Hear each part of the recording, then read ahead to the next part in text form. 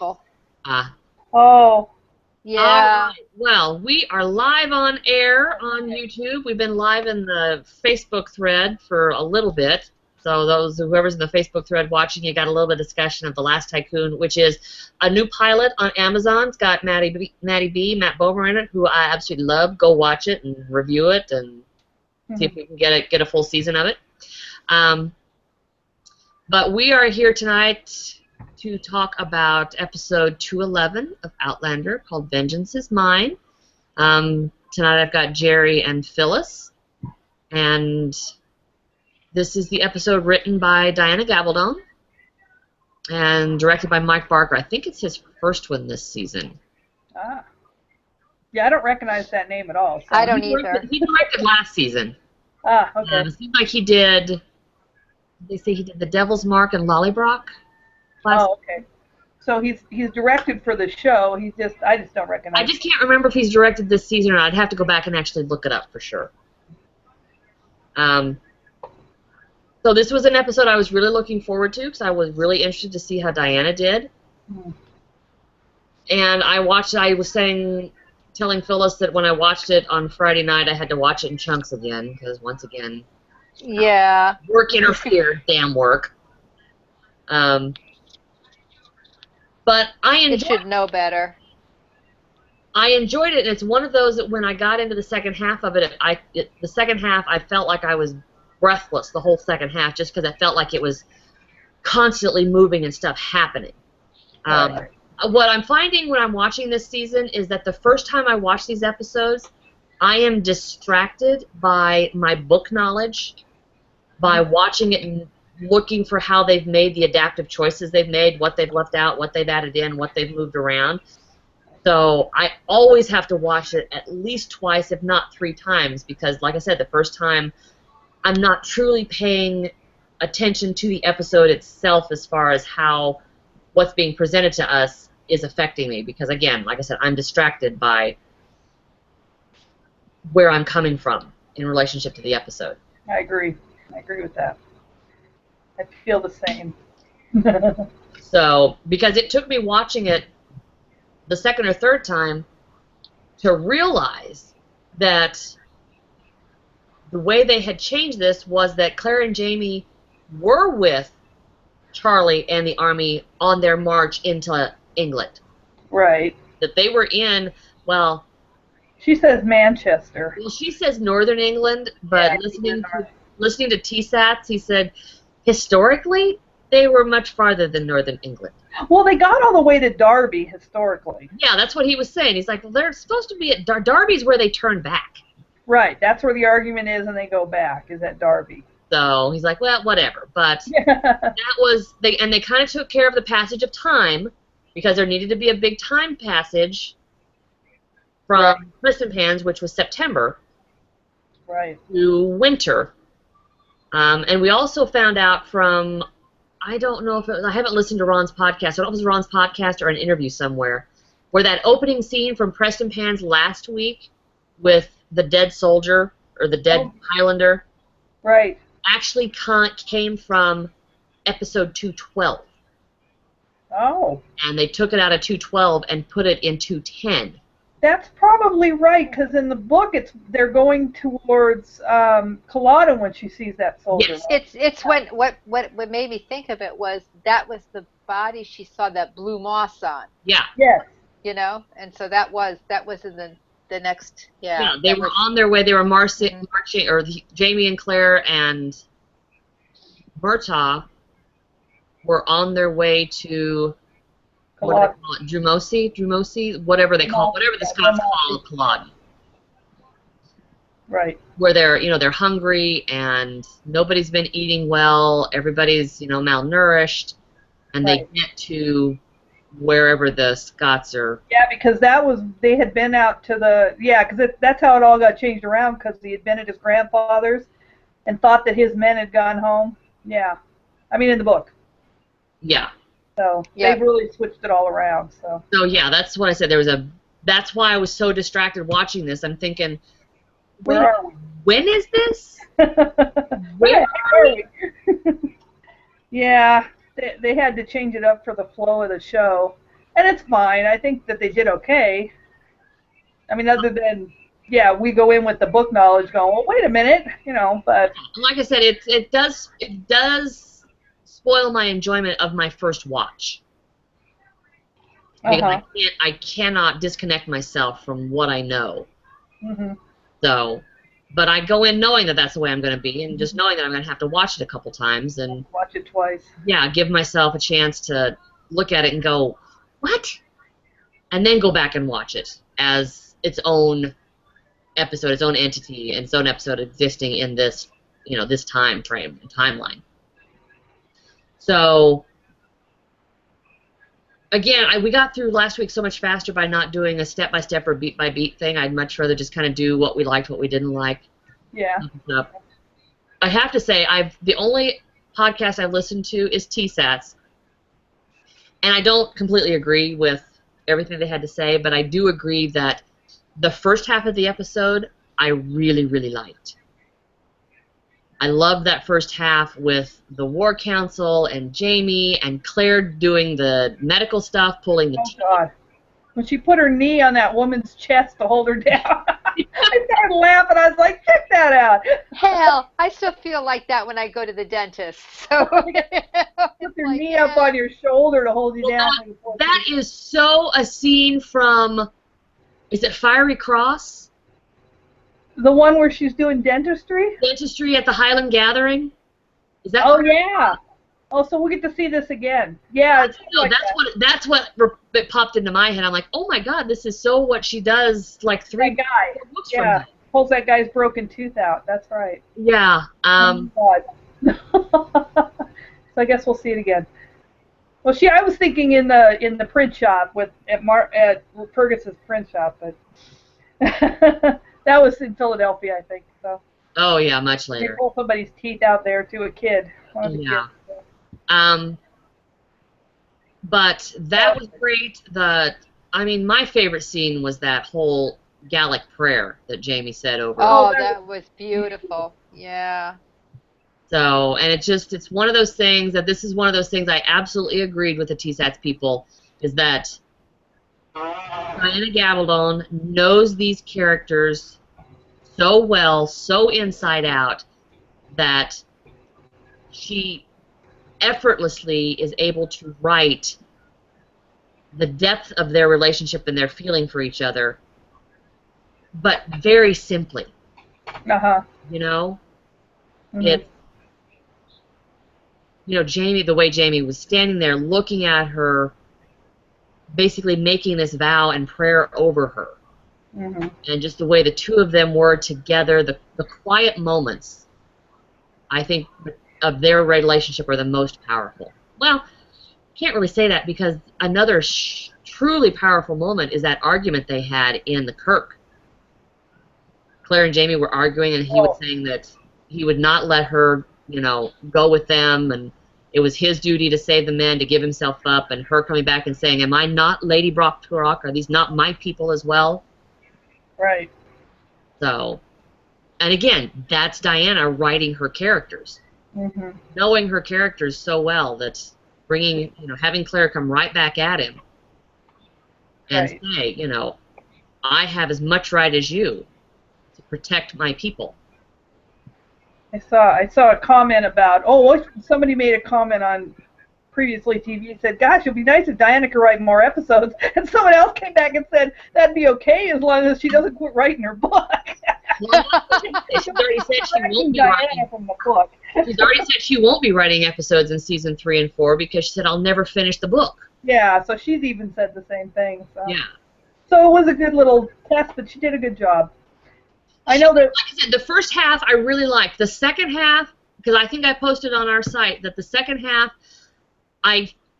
once we got to the Duke, as much as I enjoy Simon Callow and his characterization, it was so close. It was over the top for me. Yeah, he was.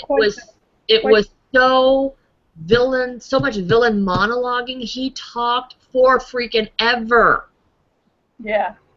But I don't know. I tried to look at it as, and to him, it was entertainment. I mean, he wanted to know how she had killed Saint-Germain, and he already had his own theories. He was trying to get her to tell him, did you do it this way? Did you do it that way? I agree. I imagined you did it this way. I thought that was funny. I thought, my God, this man is crazy. Yeah, and again, I was distracted here because they had changed that whole subplot. Yeah, they kind of... To make Saint-Germain the true, absolute villain. Right. Plus, they also... He was not in the book. He was basically used as a dupe by Sandringham. Right. Yep. Right. Because it was not Saint-Germain in the book who did all this stuff. No. It was the Duke. It was the Duke 100%. Yeah, Saint-Germain was... They changed the fact that everybody in the book, everybody was focusing on Jamie and how to stop Jamie doing what he was doing with the prince. Right. Because they were going to use Claire. They were going to kill Claire. It was not... The Duke didn't bargain it down to a rape. They set out to kill Claire. Right. Because it would distract... Her death would distract Jamie from his shenanigans that was going on with the with the Jacobites in France. Right. But by changing that focus in the TV show and reducing the import of Jamie's character and making Claire again the focus, I get so tired of Claire being... Yeah, that's true. That they turned it into Saint-Germain's revenge on her for the book instead of what it was in the book. I agree. Monsieur Fleuret was warning Claire about what Claire was doing rather than warning Jamie and Claire about what was waiting for Jamie at the other end of his actions if he didn't, cease whatever he was doing, Yeah, and the Duke was basically the Duke was offering the pardon. Right, The pardon at one point, if he would stop what he was doing and go home, so they just... Yeah, that's how Jamie got out of France, was that the Duke got him a pardon. It wasn't just that the king called up his cousin or whatever and said, hey, give this guy a pardon. It was the Duke, Sandringham, that got the pardon. And it's too bad that they didn't keep it on that track. Yeah, I mean, but the show is more interested in giving us Super Claire. Yeah.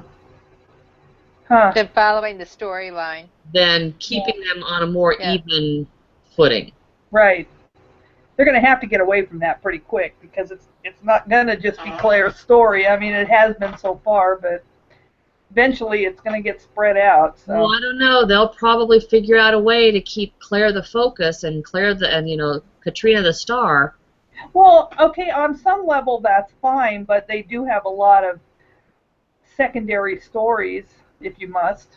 Other points of view. I know we talked about this before, that they're going to have quite a few other points of view the further they get into this series. So hopefully they'll be able to balance it out better. I don't know. I mean, I can see their adaptive changes and choices being to keep the focus on Claire and from her point of view. From her point of view. And losing a lot of the extraneous stuff. I mean, keeping your main characters, keeping Fergus, and Ian in the next season.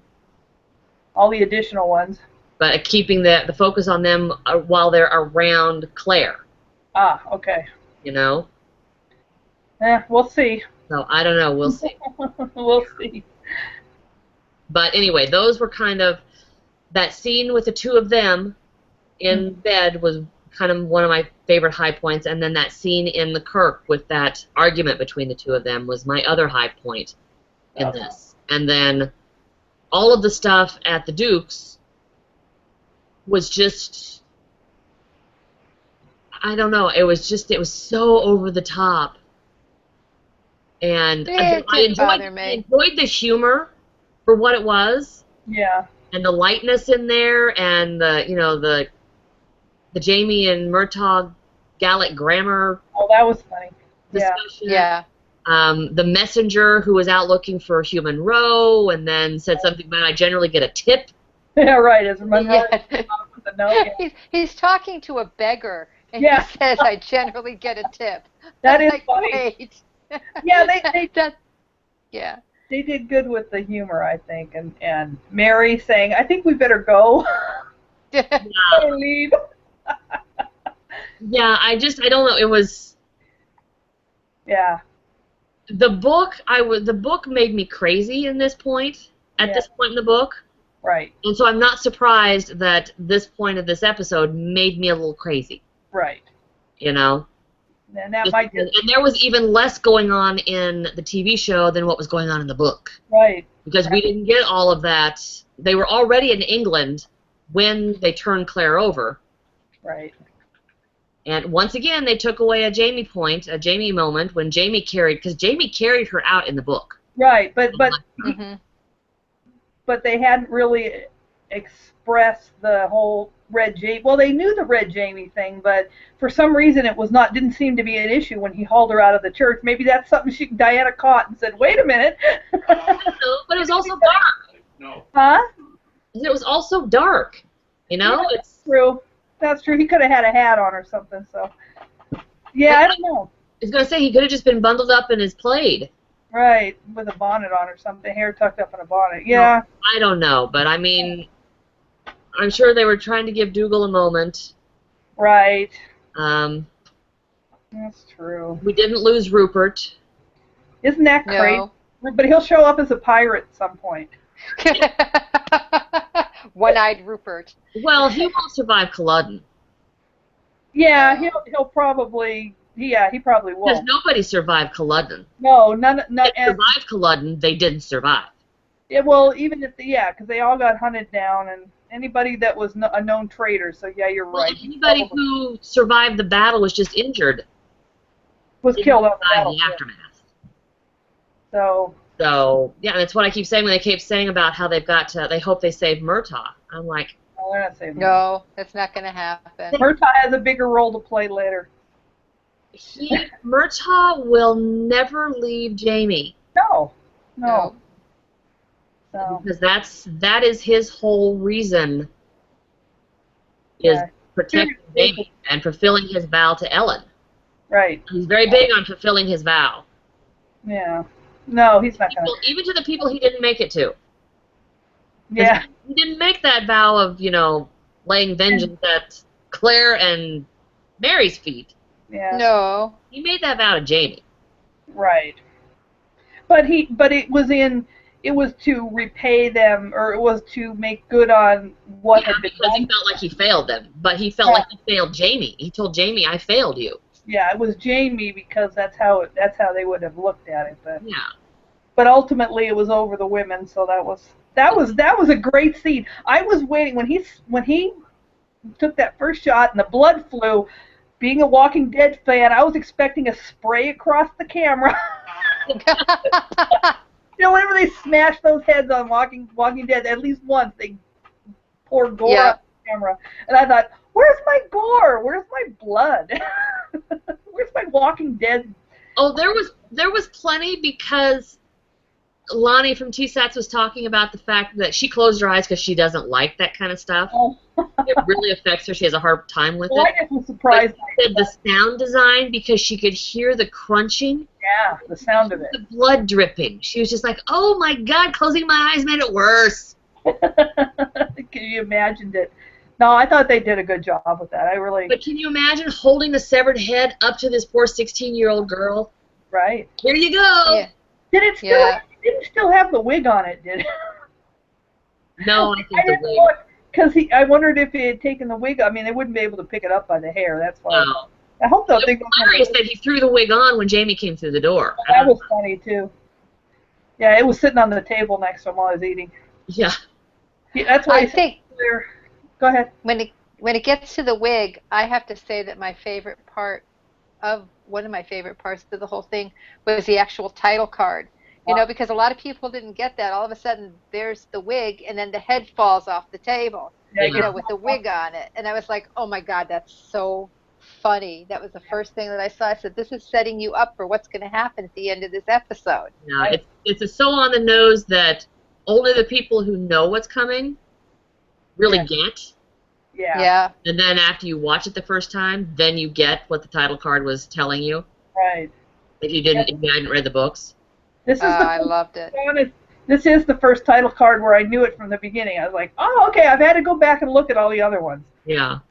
I did get the one with little baby Roger laying in the chair, but that was just kind of symbolic, the little boy at the first show. Yeah. But yeah, this is the first title card where I was like, oh my God, I get it right now. I don't have to think about it. It's spot on, man. Yeah, it was perfect. Great. It was perfect. And, you know, I kind of missed the whole thing of Murtaugh bringing the head back to Claire and Jamie. Mm-hmm. You know, in the Oh, that they didn't know he'd statue. done it. Yeah. Yeah, that they didn't know he had done that. I kind of missed that. Well, You I mean, know, I understand why they had to do it this way. Because of the fact that they didn't kill Hugh Monroe. Yeah.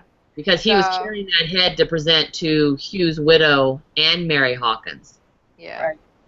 And he couldn't do it until they got to Hugh's widow.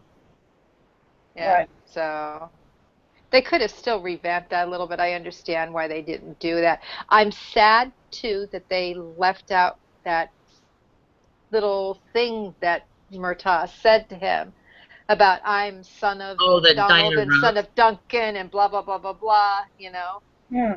Oh, that when he touches him on the shoulder with the axe. You know, I would be scared shitless if somebody who's that cool, calm, and collected to recite this whole thing and then go whoop and take my head off. You know, it's like, oh God, this guy's a beast, man. You know, so I missed that. Well, I hope basically Diana wrote the I am Inigo Montoya. Yep. To my father. Prepare to die. Prepare to die. That's what she wrote for Murtaugh when he's like, I am Murtaugh something or other. Son of Donald. Well, no, the first line she wrote was, I am Murtaugh something Fitzgibbons. Yep. And then I'm taking vengeance or whatever it was. And then it was their Gallic consultant who said, oh my God, that is absolutely correct because a Gale who was taking a vengeance, fulfilling a vow of vengeance, would announce the victim. Yeah. I am so-and-so, and give his lineage. Right. So, because I'm reading that little thing when he asked her, do you know Murtaugh's father and grandfather's names? And she's like, nope, but give me 30 seconds and I'll come up with it. We'll have it then. Yep, we'll have it. Yeah. So, but yeah, I would have loved to have seen that. I mean, and I'm assuming they filmed it because she said the hair stood up on your arms watching. Oh, Duncan they filmed it. I'm hoping that we get one hell of a reel of cut scenes this time, because there's so much that they cut over this past season that I've said, oh man, I wish they had left that in. Oh man, I wish I could see that. So, you know, if they say they shoot not at least 90 minutes of episode and cut it down to whatever it is, then, you know, it's like, come on, give us some of that stuff. Yeah. Give us a really good bonus disc. Or give us the full episodes or something. Yeah, you know. It's just a DVD, for goodness sake. I know, and we idiots would pay for it. Oh, yeah. If they went in with 90-minute episodes of all the stuff they took out, oh, yeah. I was going to say, if they would do a director's cut of, you know, not even all the episodes, but some of the pivotal episodes, if they did a director's cut of some of them, yeah, I would love that. That would definitely be a selling point on quite a bit of them. So. Yeah. I am so ready for a sex scene. Oh my God! Please tell me. And the only one we're probably gonna get is gonna be the cave. I hope they do the cave justice. They weren't in a cave. Was it in a cave? It was a cottage. They were in that same cottage. They were in that same cottage that they stayed at when he took her back to Craignadoon the first time. Okay, I keep thinking of cave. There's what something cottage? They weren't in a cottage. No. In the book, they were. Oh, in the book. Yeah. But yeah, no. So we'll probably get a fireside thing, because they didn't use a cottage in the show. No, I know. You're just gonna get that real fast quickie. No. This is the last time before he thinks he's never going to see her again. Yeah, they've got to make up for the whole season that's lacking. Truth be told, because I read the books, I don't care that they don't show sex. I know that's terrible. Shame on me. I'm not a true fan.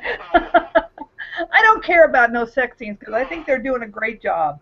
Well, my thing is, how the hell are they going to know that she's pregnant before she goes back through the stone? Yeah, we've got 2 episodes, you know? Yeah. Well, I think he's going to send her back in the next episode. Yeah, I think she's gonna. I think that'll the one there she gets sent back. Unless we're going to get flashbacks in the 90-minute conclusion.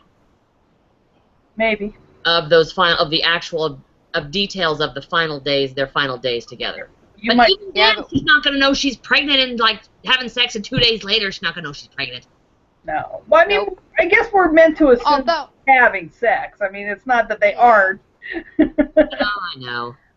So, yeah, isn't it kind of like in the book where she says, when she tells him that, she says, well, he asks if she's sure, and she says, well, you know, a woman knows these things, or some kind of thing like that. That's not this book, because in this book he tells her that she's pregnant. Yeah. Okay. Because he's like, it's been 45 days since your last month. Yeah. Or whatever. And she's like, you bastard, you've been counting.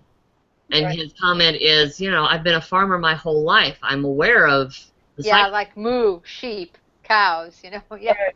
Yeah, so he's the one who tells her that she's pregnant. That's why she has to go back, because she says, well, no, I want to stay with you. I would rather die with you. I think she suspects she's pregnant, but she hasn't told him that yet. So, because she suspects she is pregnant. She just didn't think he knew until he told her that he knew. Well, I don't know, because I thought I remember her saying that she had been blaming it on the fact that they were all malnourished. Well, I remember that. Thinking I remember that. Cause, but that she knew she had missed her period. So, yeah. Sorry, this is spoilers, guys, for next episode. Yeah, but I mean, it's not like we don't know. We're just filling in for all the stuff they're not going to tell you next week. Yeah. Because anyway, so much stuff has to happen next week. Oh my God! Just to get to a point where they can leave us with a cliffhanger to get to the next. Oh my God! So much has to happen next week. Yeah. I mean, they're gonna short shift. They're gonna short shrift Alex and Mary because they have to. Oh my God. Well, they can cut that. They can give the insinuation that this has been going on for a while. Except that whole final scene between the two of them, or the three, well, they showed Alex and Blackjack and Mary and Jamie and Claire all in the same room. They showed Blackjack in the previews for next week, so we are going to see him. So. I know, but I don't know. I'm just that particular scene of all of them together and Jamie being forced to stand in that room with him. Yeah. Mm-hmm. It'll be interesting. So that's going to be their big focus next week, is that whole story there, more than getting to Culloden. Well, they're going to be right there. It's going to Inverness, so that's Culloden's only 20 minutes away by car. Yeah. Trust me, I know. What's interesting is these last 2 episodes are co-written. Ah. One of them is co-written by Ira Stephen Bear and Ann Kenny. Oh, okay. And the other one is co-written by Matt Roberts and Tony Graffia. Oh, okay. I think Matt Roberts and Tony Graffia did the finale. Okay. And Ira Stephen Bear and Ann Kenny did next week's. Okay. And I know they wrote in male-female tandem. Ah, okay. So they got both, so we'll get both. It'll be interesting. So it will be interesting. Ira Stephen Bear is very good at concise plot details and getting tension, and he writes really good Blackjack. Mm-hmm. Ann Kenny writes amazing Jamie and Claire. So we'll see. We'll see. Well, I'm sure they'll do an excellent job, as they have been doing. Yeah. Did we like the change of having Mary kill Danton instead of Jamie? Oh yeah, I did. Yeah, I did too. I did too. I think it shows that Mary's got enough gumption to be Blackjack's wife too. You know, that he's not going to be able to. She's going to be able to hold her own. Right. You know. Spend any time together? Well. Oh, but I mean, we can assume. A little bit. They have to a little bit. I think so, because I think we're going to get up and they're going to do the whole thing that they're going to do, and then he dies on April 16th. I can't spoilers, but Blackjack dies at Culloden. So actually, I think, but beyond that, she's gonna be raising a child. So yeah, And the thing is that you know, you're not going to assume that, you know, he's going to die if you're not watching it. So it's showing that she's grown up a little bit, that she's not going to be as much as the wilting little flower in the corner. She's in control of her own life.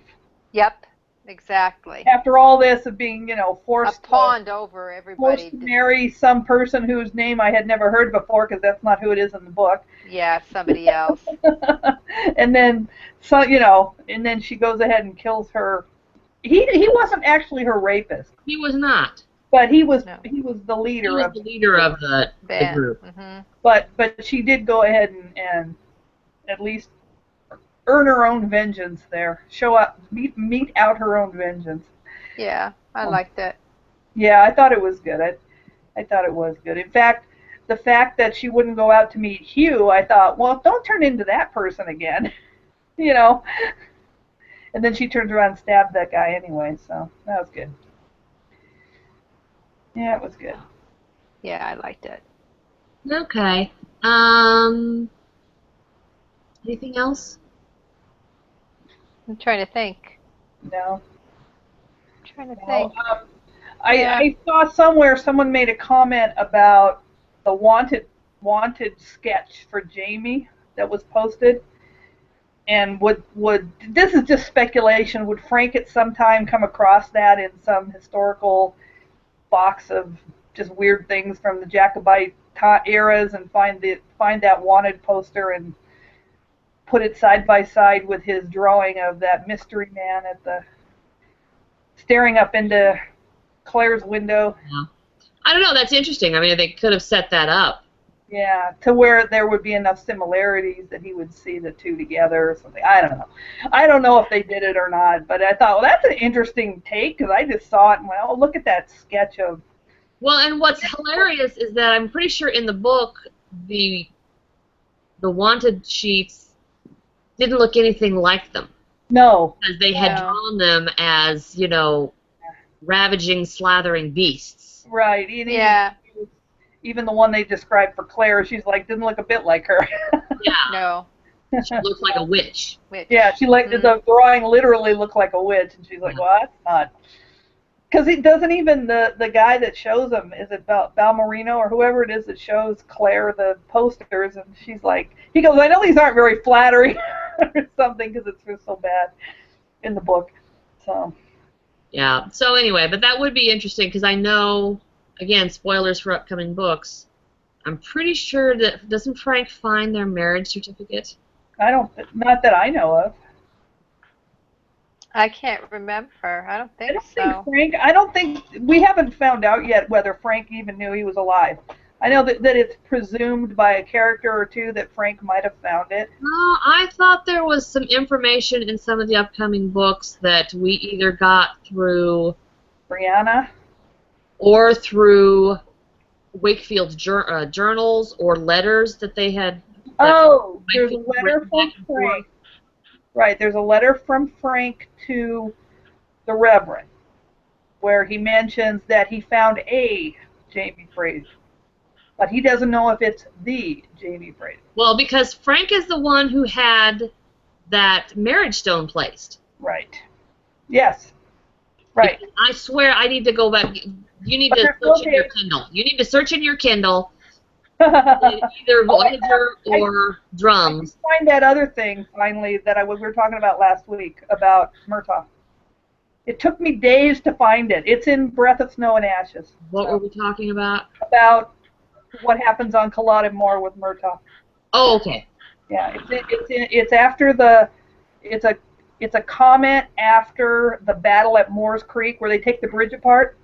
Uh-huh. And Jamie's there, and he ends up having to kill his friend, his redcoat friend that he's finally had to tell that he's not going to be a redcoat. He's not going to be a loyalist. He's going to be a rebel. Okay. The guy leaves the ridge, and he's all mad, but then he leaves he's leading that brigade that Jamie's crew meets at the river there. Uh-huh. And they take the bridge apart, and he tells Claire then he senses Murtaugh around him for some strange reason. And then after the battle, there's a whole blurb on that about what happened on Culloden Moor. What Jamie, that little bit that Jamie remembered. So. Yeah. Well, see, I am just in Drums of Autumn, so, and this will be the first time I think I've reread Drums of Autumn. So I'm to the point where, though I reread the first 3 books, well, book 1 and book 3 several times. I kept skipping book 2. Yeah. Well, when you get to it, you'll recognize it. I'm sure first read through, it's probably something you wouldn't have thought about, but now it'll jump right out at you. Yeah, I was gonna say I did a whole bunch of racing through the books after I got through Voyager just to figure out what the hell happens next. What the hell's happening next? Yeah, I hear you. Well, when I reread, I'm thinking about one of the characters maybe, so I'm flipping through looking for stuff about them. So I'm reading it just, like if I'm thinking about something about Roger, I'm just looking for stuff about Roger. I don't care what Jamie's doing or anybody else. So that's how I reread them now. Yeah. So, I forgot about the whole camp being attacked by the British and them having to run on horsebacks. Flee on horseback. Yeah. That was kind of funny. Now, I did have a little issue with that because they're running full speed on the horses and they just make a left. Oh, quick, let's hide. And they're not that far up the road. And they're still sitting on the horses. And I thought, now, wait a minute. Can't the British keep the horses breathing? Because they didn't really lose them. No. They just dodged off the road and the British were thundering by. So I thought that was kind of weird how they laid that out. I don't know. Yeah, and I'm really interested to know where Jamie got a horse. Yeah, because so easily after the prince took his. He and Murtaugh stole the horses, didn't they? Oh, no, that was different. No, I'm sorry. You're right. Yeah, no. That's before they had to steal the horse. Okay. Yeah, that was when they left the camp and when they were exiled. So where did he get when he took Donus? That's why one of the things that I read is I think it was that little pop thing. They found Donus's twin. They were joking about it, real quick for him. Yeah. So, because that's like, yeah, the horse looks the same. So. I didn't realize that Dougal switched horses, and he jumped off his horse onto Rupert's horse to save him after Rupert got shot in the eye. That was good. Mhm. That's like a little action scene. So. All right. Well, it is 9:30 my time, 10:30 out there for Jerry, and I don't know what time it is for you. So the sun's still up. Like 7:30 maybe? 7:30, yeah. Okay. Yeah, it's still 110 degrees, and I don't have. Oh my God. Well, my air gets turned off because I'm on the conserve thing where they lower my price if I let them turn my air conditioning off, cycle it off to save power. And of course, today's a Blue Blazes day. 111 it was outside. Wow. I could tell it's blowing hot air. I go, well, let me just turn the fan off because there's no reason to cycle hot air through my house. Are you in LA or are you near I'm Palm in the Springs? high desert of LA. I'm to the north. Yeah, I'm up in the high desert. So. Yeah. Are you up in like Antelope Valley? Yeah, Lancaster. Okay. Because I had a friend who lived in Palmdale. Oh, same thing, yeah. So, and I went out and stayed with her once, and this is definitely another. You up here in the summer? Schlep to get up there. Yeah, it's a schlep to get up here. So, it's not bad to live up here. It's just days like that. I don't even want to leave the house when it's hot. So. Yeah, I know. I saw where a lot of people in Palm Springs had their power go out. Hottest day, and power went out. Poof. And I'm like, I run fans when my air conditioning's off. I could at least run the fans and ceiling fans and stuff. It'd be terrible if I didn't have any power. So anyway. Yeah. All right. Well, I think we've kind of hit most of the high points and a couple of the low points. I mean, This was a good episode, though. It was a good episode. I enjoyed it. Yeah, I listened to TSATs, and they kept saying they hit a point where they said the episode just went off the rails, and I'm like, I wouldn't say it went off the rails. It got, like I said, it got a little over the top, caricature, dastardly villain. Right. With a lot of monologuing. But they had a good actor for it. Oh, I love Simon Callow. I have loved him forever. All I kept seeing when he was in those scenes though as the Duke. I just kept seeing him when he did Papagena and Magic Flute and Amadeus. Yeah, I don't remember him in Amadeus. Oh my God. He was the theater guy in Amadeus. Huh. Simon Callow. It's been years since I've seen that movie. Oh my God! I think I've seen that movie 50 times. It's on like my top 5 movies ever. Yeah. It's funny to see actors, because I was watching something with it was Doctor Who. I think it's still the first season of Doctor Who. He's in that. Yeah. He's in that too, and I'll be watching that show, and it's the one with Christopher Eccleston, and I was watching it. I'm like, oh my God, it's Simon Callow and Mrs. Fitz. And Mrs. Fitz. Well, the other night I'm watching Game of Thrones, and I went, what the fuck is Tobias doing on Game of Thrones? He's on Game of Thrones. Yeah. Yeah, he's been on Game of Thrones.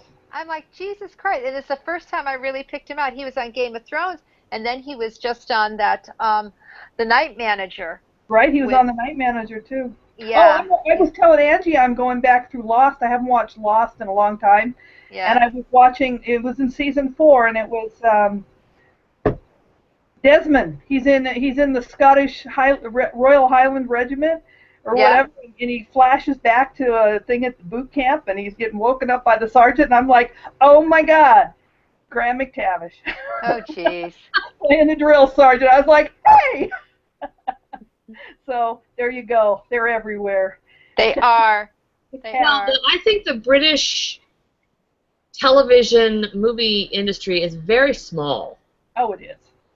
Definitely. And these people they go back and forth between TV and movies constantly. Right.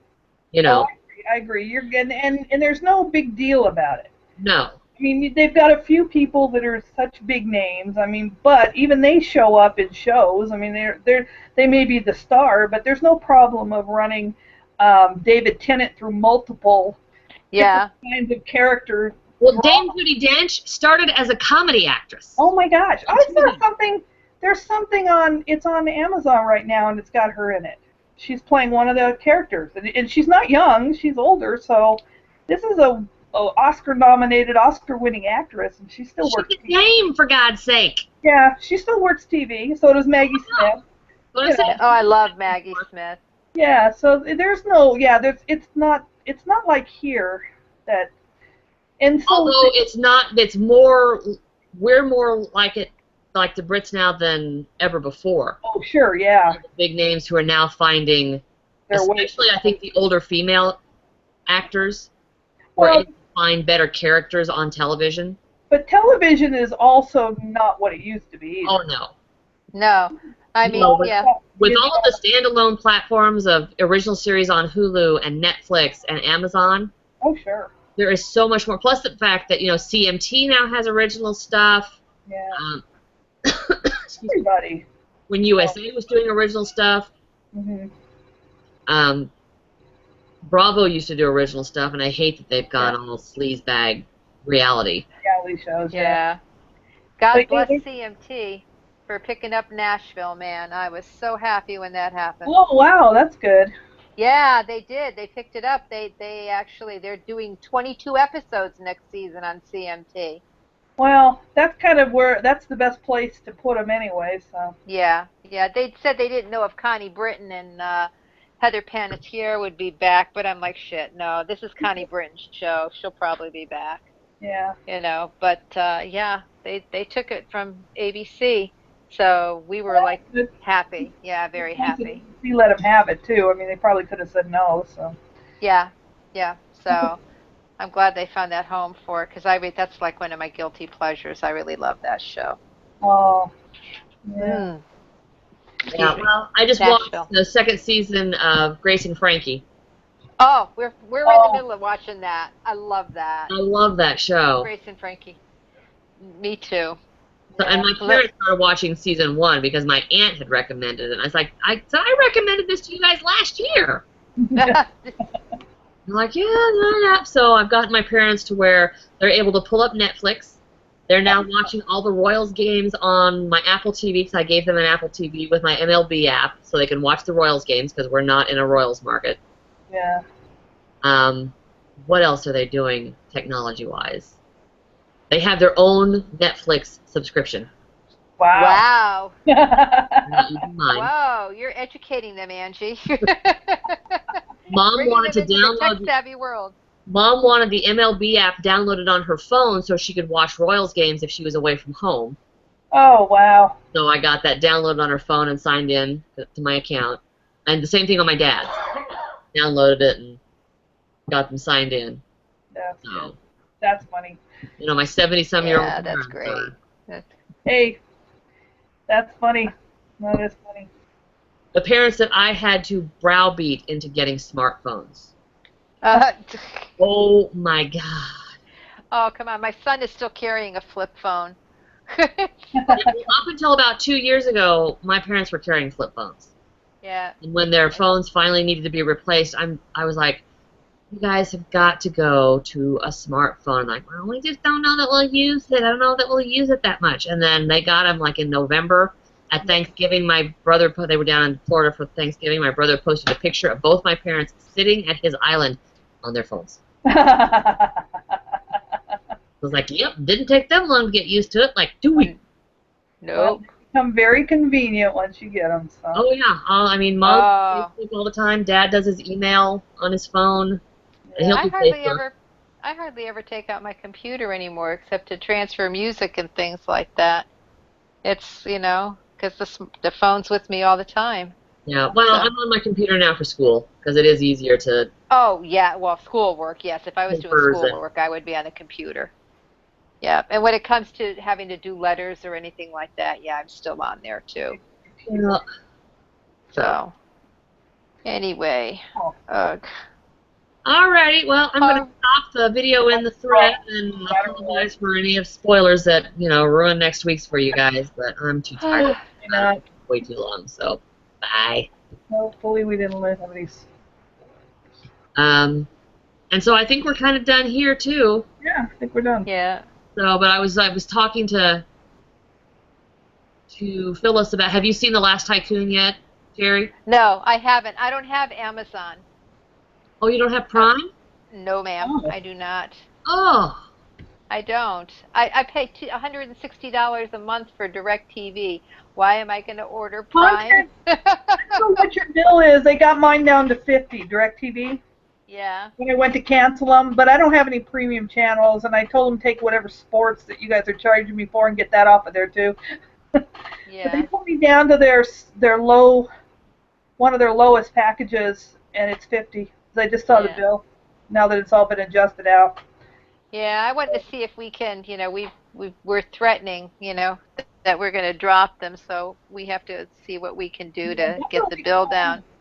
Because now I just found out Jody just posted something online is that Warner and the CW did not re-sign with Hulu. So yeah, they're going with Netflix, I think. Yeah, something. So anybody that doesn't have Hulu at this point, because Jody's like, oh shit, how am I going to watch my CW shows? Yeah, she's going to have to get Netflix then. Yeah, so. I did say I saw something about that, so. Yeah, stuff is starting to splinter off and divvy up and going to realign itself. So definitely, but definitely call DirecTV. I mean, again, I was going to quit them, and they offered to get it down lower, and they did. They took it from 105 or whatever down to 50. Yeah, well, I just finally got. Yeah, I've been talking to AT&T, and I said, you know, I have DirecTV and AT&T. I'm supposed to be getting free data. You know, unlimited data, because they don't offer that to anybody except if you've got DirecTV. Yeah. So finally, after 3 months of fighting with them, now I'm going to have to go back and get charges refunded. Yeah. You know, so because then if you go over your data limit, and then you have, you know, 1 gig, they charge you $15 for, and that's ridiculous. That's crazy. That's nothing. Yeah, so this is why I won't leave Sprint. I have unlimited data on Sprint. And I'd never have to worry about it. I have it now, so I don't have to worry about it now, but I've got to see.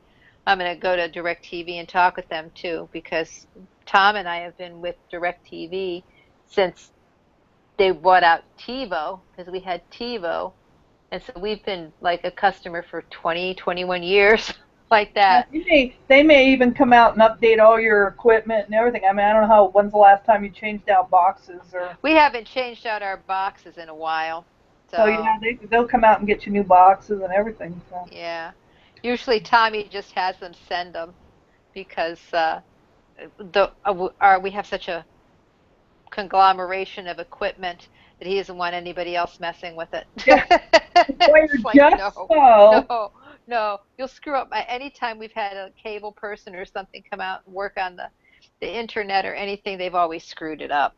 Yeah. So it's like, no. Yeah, I got to do a fancy reset up in my bedroom because I got a new data recorder, but it's a digital recorder for myself to record it and make it an MP4. Yeah. And, the other one I've had for years is an analog, but it's just weird. So I bought a new one, and I got to go in there and rejigger everything so I can record Outlander and all that. Oops, I didn't say that on the live broadcast. Well, you are saying it on a live broadcast because we're still live on YouTube. Yeah, because I was thinking I can't, because these aren't recording to my DVR like they did last year, because this is on the app. So I went and I tried to figure out a way. I did some research, and I think I've got it set up where I can bypass and go from my Roku box. I have a Roku box too, not just, and I'll route it through, and I can put it on a memory stick. I haven't tried it yet, but I got to do it because I'll probably cancel Stars once this is over. I'm not going to keep it for a year and a half. Well, the Stars is $8.99 a month. It's not like it's yeah, that's true. It is. Thing. I'll see what's coming up. I'm not going to cancel it the day after, but. I'm gonna say I do Amazon Prime, Jerry, because of the free shipping. Yeah. I order a ton of stuff from Amazon, and I get free 2-day shipping. Yeah, I don't order that much stuff from Amazon. When I get my books and everything, I usually do them from Barnes & Noble because I have a Barnes & Noble membership, and I get free shipping on that and stuff. So the only time that we ever order a bunch of stuff from Amazon is if at Christmas time, and then we always cop in when they have the free Prime for 30 days. We do all our Christmas shopping in that 30 days, and then cancel it before they charge us for it. Oh, see, my Prime for itself because I order stuff all year long from Amazon. Yeah, I don't. It's only $109 for a year unless they're going to change it again. Well, it was $99 last time. It was $99, but it went up to $100. It went up to $109. Yeah, it went up to $109. It from $79 to $99. Yeah. No, it's over $100 now, but it's still worth it.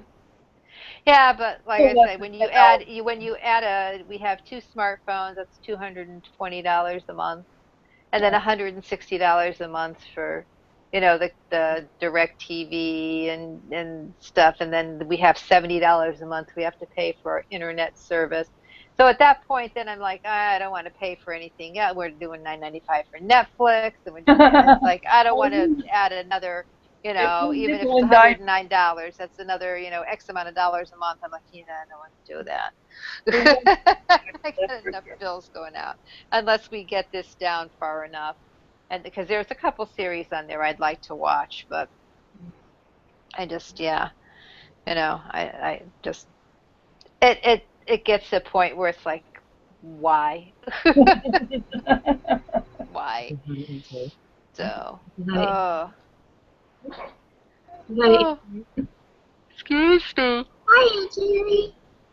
Hi. How's the other baby doing? Which one are we talking about? The new dog or the very sick cat? You have a sick cat? Oh yeah. What's the matter? Well, I noticed yesterday. Let me end the live broadcast. Yeah. Yeah. Anybody who's watching, sorry for the yap, but we'll see you next week for the penultimate episode. Yeah, we never said we were professional. No. Far from us. Alrighty. Bye, guys.